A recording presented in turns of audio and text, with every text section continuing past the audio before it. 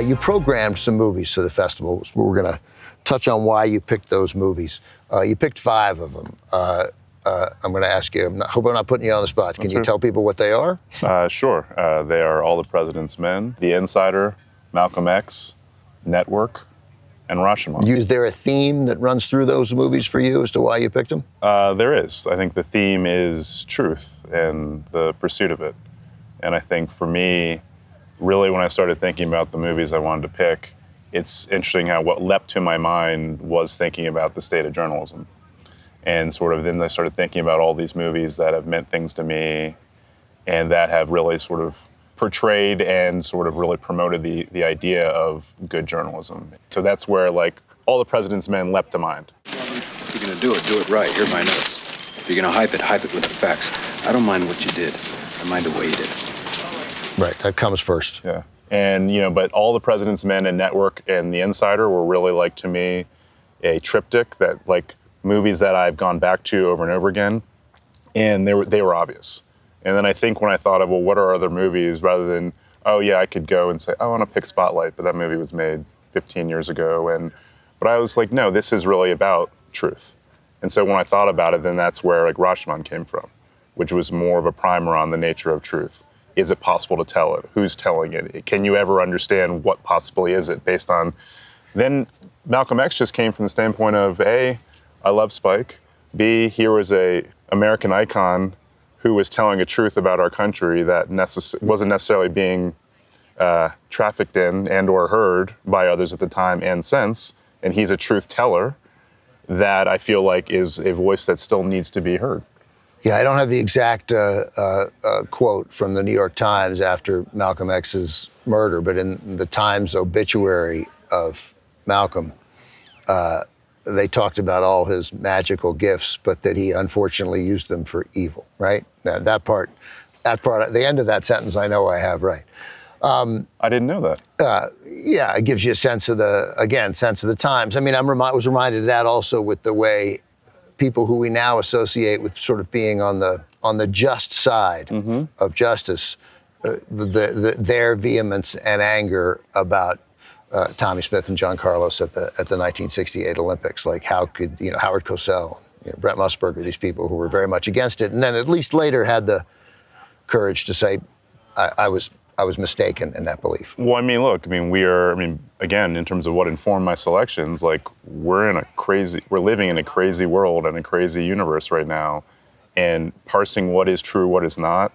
I know we're not sitting here to have a political conversation, but I feel like we, the people in power in this country are invested in being deceitful and not telling the truth. And so the idea of how to absorb it, understanding what's true or not, and then the sort of courage, you mentioned, Tommie Smith and John Carlos, who amongst us have the power and the courage to stand up and tell it, despite what is clearly the consequences that might come with it. I didn't expect to talk about this. That reminds me, of course, about O.J. Simpson, too, who was so eager to separate himself from any of that, even though he was obviously a very talented sprinter, and I guess competing in the Olympics could have been a possibility if he'd focused on that. But he was very eager to avoid that and not be in that situation where he would have to take a stand politically. Well, it's funny when you bring up O.J., I think, and not that I thought about it in these terms, but in some ways, like, the truth's going to catch up to you.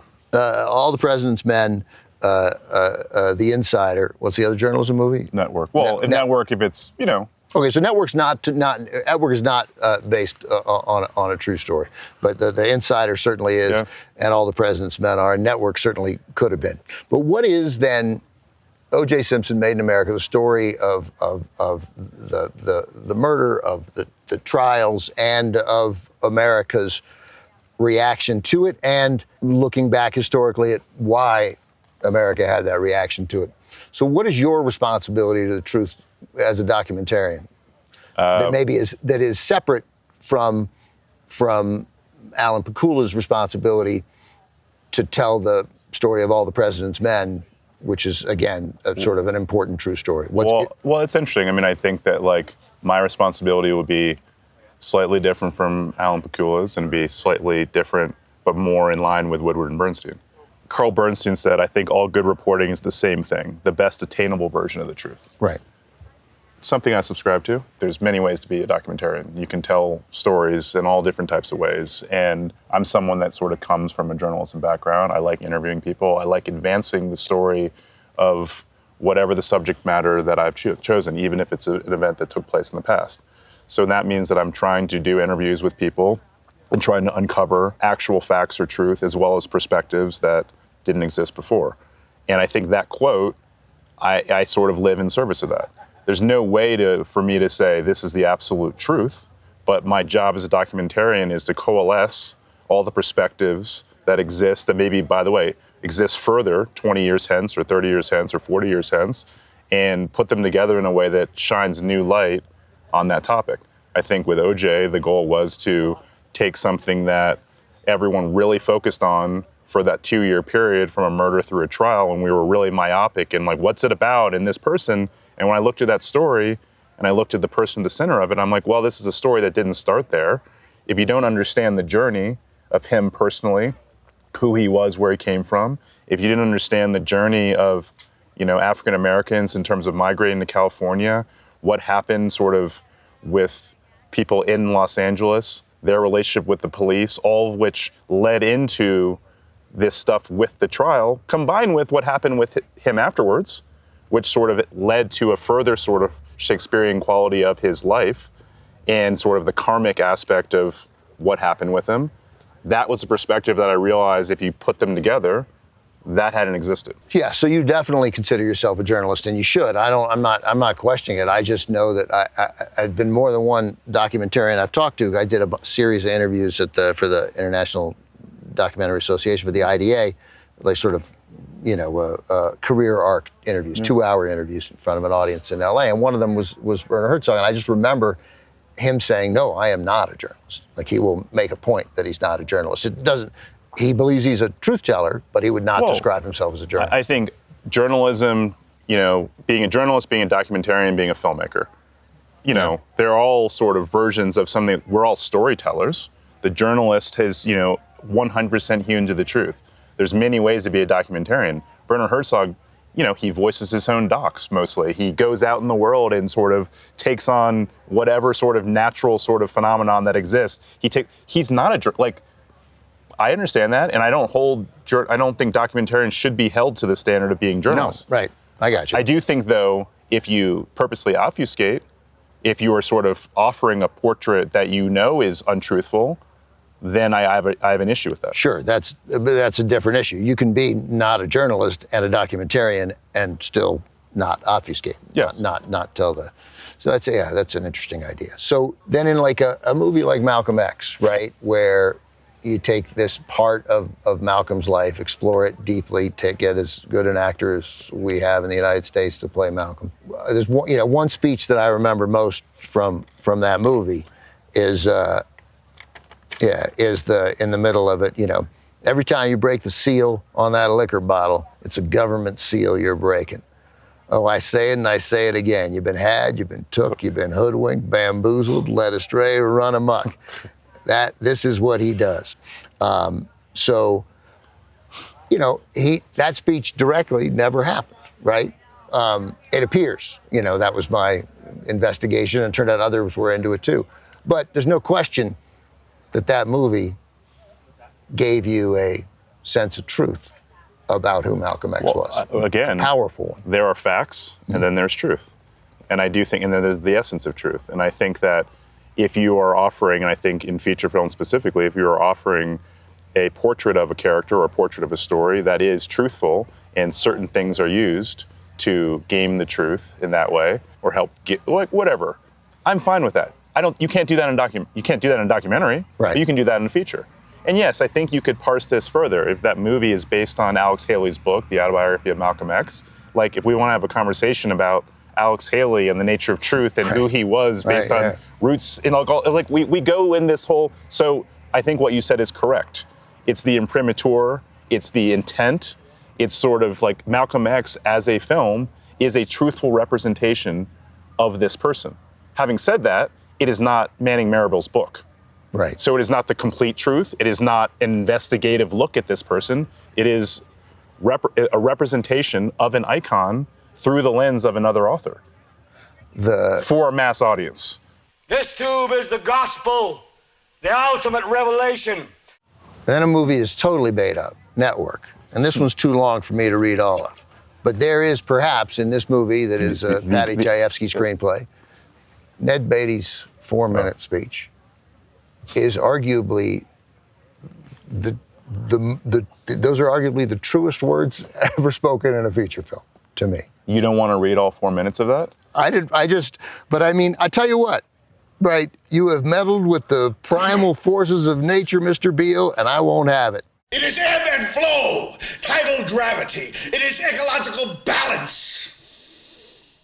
You are an old man who thinks in terms of nations and peoples. There are no nations. There are no peoples. There are no Russians. There are no Arabs. There are no third worlds. There is no West. There is only one holistic system of systems. It's like when you watch that movie, it was made 50 years ago, came out 49 years ago. It's like we're just watching a movie about today.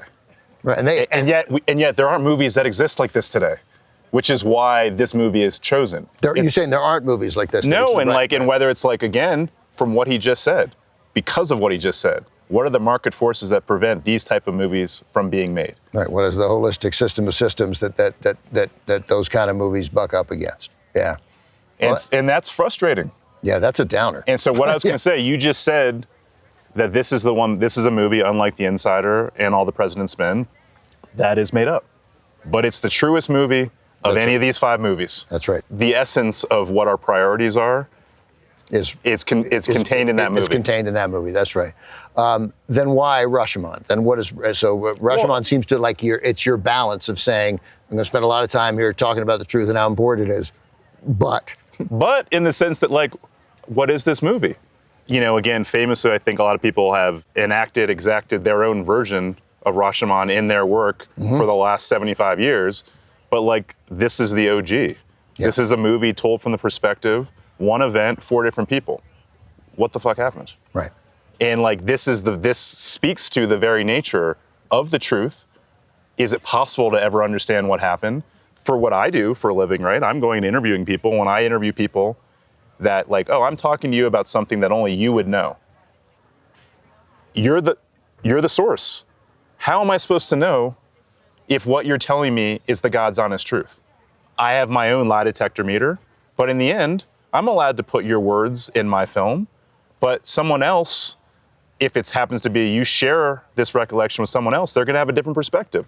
Having said that, this is a movie that really speaks to the unreliable nature of truth and really about our own self-deceptions and then the biases that we all have when it comes to what we talk about as far as our lives go. And calls into question the aspect of truth that we find most reliable, like the eyewitness testimony. Right. That's the end all be all. That's correct. Right? And it turns out, as we've learned, no, it's not. Which is crazy, and we didn't need Rashomon. Rashomon is a great, artistic example of it, but it doesn't. But we see it all the time. A great story I read years ago from Dahlia Lithwick, who covered justice in courts for Slate, about a woman who had been sexually assaulted, and I identified the assailant at trial. And years later, 7 or 8 years later, DNA came back. Not him. Right. Turned out another person who'd done this crime before. And she had made the identification in court. That's the man. And she continued to dream about the person who didn't do it. Like we just, and she was positive she was right. She feels awful, of course, but she was positive that she was right. Even the thing we think is most reliable. Which gets back to the importance of journalism. Right. And that, not that there aren't thousands of great journalists, in the world. But there is an effort to stifle good journalism. There's an economic imperative, getting back to the network idea of, are we investing in long-form journalism the way that we once did? Because that's what that work is. It is actually going deep to get the necessary proper perspectives and doing the reporting to give the best version of the truth, as Carl Bernstein said, the most attainable version of the truth. And that is what those in that profession can do. That goes beyond the eyewitness testimony of one person. Yeah, and even though, we'll wrap this up now, but even though, as you say, there are thousands of really dedicated journalists still at it, and that is definitely true, there are also thousands and thousands less of them than there were 10 years ago and 20 years ago. Because the vehicle also for us to get out the truth and our stories is easier than ever. That's right. The sort of the system and the structure of standards has been eroded. And so you or I can go on, Instagram or whatever thing and put out something, and like, that's how people absorb their news. So let me end then with the only other thing I wrote down, because we're talking about it. The end thing that makes me cry in All the President's Men. The last speech that Jason Robards gives to the boys when they read him outside his house. I'm going to interrupt you for a second, Yeah. since that, this is how powerful that movie is to me. We both grew up in Washington. Yeah.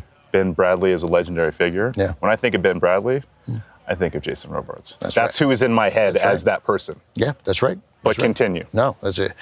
Right, he won an Academy Award, and Ned Beatty nominated for that one speech. Right. 1976, pretty good year. Pretty good year in movies.